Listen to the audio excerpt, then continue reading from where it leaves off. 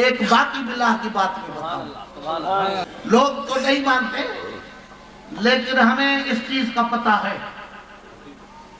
حقیقت ہے۔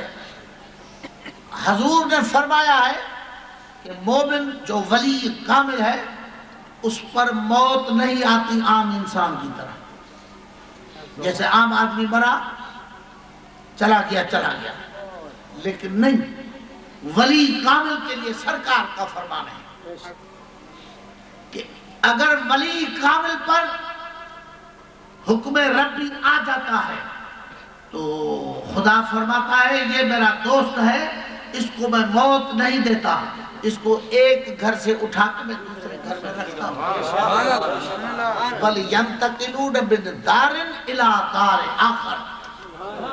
حضور کی حدیث مبارک ہے، پہاڑ اپنی جگہ چھوڑ سکتے ہیں، آسمان ٹوٹ سکتا ہے، پتھر کی لکیر مٹ سکتی ہے، لیکن حضور کا فرمان نہیں مٹ سکتا، کیونکہ ان کی زبان مبارک اپنی نہیں، قدرت کی زبان مبارک، قرآن ملا تو ان کی زبان مبارک پر، فرمان ملا تو ان کی زبان مبارک پر، وہ مانے نہ مانے، اس کے ماننے یا نہ ماننے سے کچھ نہیں ہوتا، لیکن جن کو تجربہ ہے ان کو تو اپنا تجربہ ہے۔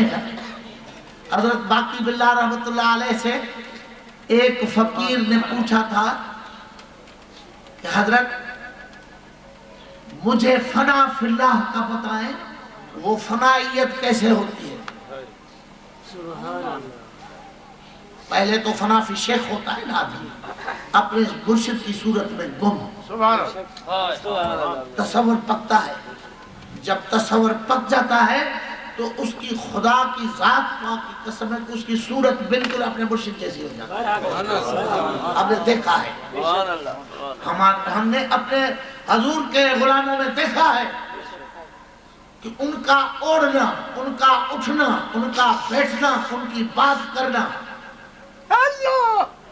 ان کی ایک ایک چیز میں ذرہ برابر فرق نہیں آتا، ہو بہو مرشد کی نقش قدم ہو۔ ہم نے دیکھا اور اس کو فنا فی الشیخ کا درجہ ملتا ہے، اسی کو فنا فی الرسول میں ولایت ملتی ہے، اور جو فنا فی الرسول ہوا تو بس فنا فی اللہ۔ حضور کی ذات کوئی دوسری تھوڑی ہے۔ تو دوستو، حضرت باقی باللہ سے بہت بڑے بزرگ گزرے، تاریخ گواہ ہے، جو علم سے شغف رکھتے ہیں ان کو تو معلوم ہے۔ تو ایک فقیر نے عرض کی کہ حضور مجھے فنا فی اللہ کا مسئلہ سمجھائیں، وہ کیسے ہوتا ہے؟ آپ نے فرمایا عملی طرح سمجھاؤں یا زبانی سمجھاؤں؟ اس نے عرض کی کہ حضور اگر عملی طرح سمجھائیں گے تو میرا ایمان اور مضبوط ہوگا، وَلَكِنْ لِيَطْمَئِنَّ قَلْبِي، حضور ابراہیم علیہ السلام کی طرح میرے مولا دکھا دے مردے کیسے زندہ کرنا۔ فرمایا کہ تجھے ایمان نہیں ہے کیا؟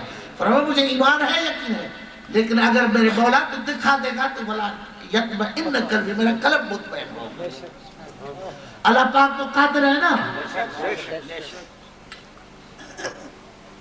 تو آپ نے فرمایا اچھا 1 ہفتے کے بعد میرا انتقال ہوگا، ہم اس جہان کو چھوڑیں گے، میری جنازے کی نماز ہوگی، بہت بڑا اجتماع ہوگا، تو اس جنازے کی نماز میں پچھلی صف میں کھڑا ہو جانا، بالکل آخری صف۔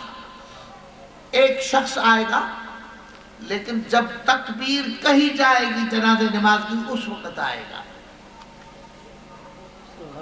دوستو دھیان ہے، فرمایا اس وقت وہ شخص آئے گا، ایسے گھنڈ بھی لگائے گا منہ پہ، چہرہ اس کا ظاہر نہیں ہوگا، ایسے ہوگا، این ٹائم پر آئے گا، اور نماز فوراً جیسے السلام علیکم ورحمۃ اللہ، السلام علیکم ورحمۃ اللہ وبرکاتہ ہوگی، فوراً وہ چل دے گا، تم بھی اس کے فوراً پیچھے جانا، اور جاتے ہی ہاتھ میں ہاتھ لے کے خدا کا اسم میں ڈالنا، اور بولنا میرے مرشد نے کہا ہے کہ مجھے فنا فی اللہ کا بتا دے مجھے،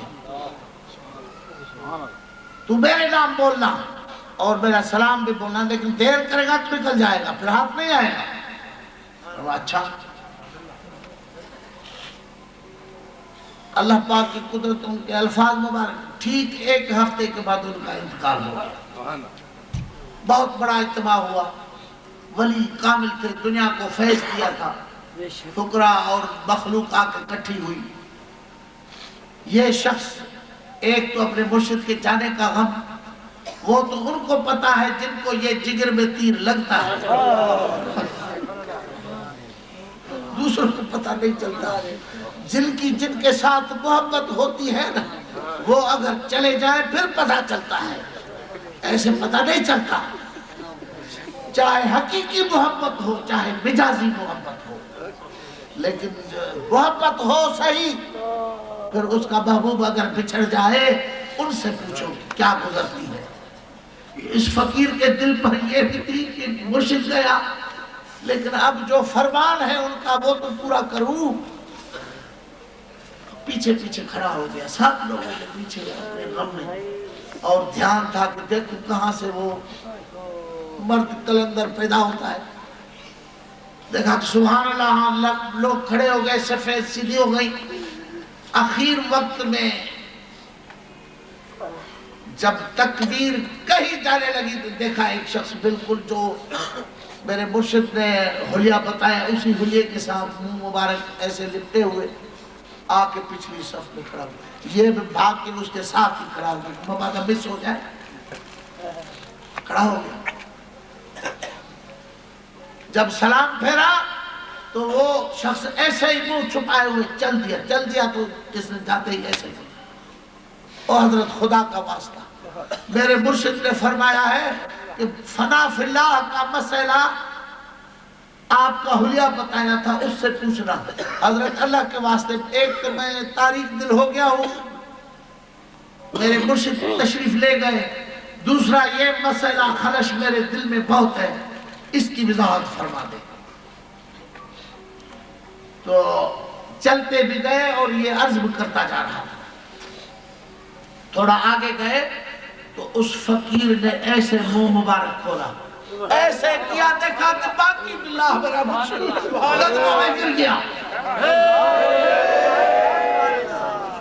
فرمایا فنا فی اللہ اسی کو کہتے ہیں بیٹا، میرا جنازہ وہ جا رہا ہے ادھر، لوگ جنازے کے ساتھ ہیں، میں ادھر جا رہا ہوں۔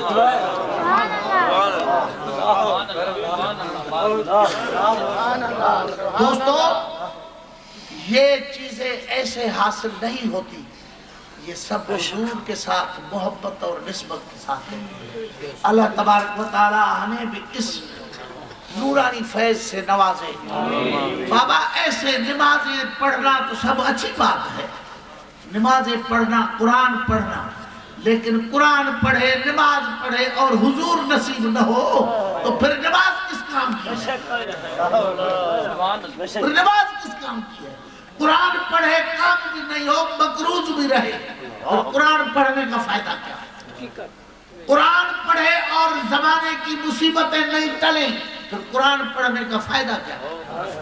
قرآن ایسی چیز ہے کہ تو اس کو وسیلے کے ساتھ قابل مرشد کا ہاتھ لے اور اس سے اجازت لے کے پڑھ کے دیکھ تو پھر قرآن کیا ہے تجھے پتا چلے۔ ذکر بعد میں کر کے دیکھ تو ذکر کیا لطف دیتا ہے۔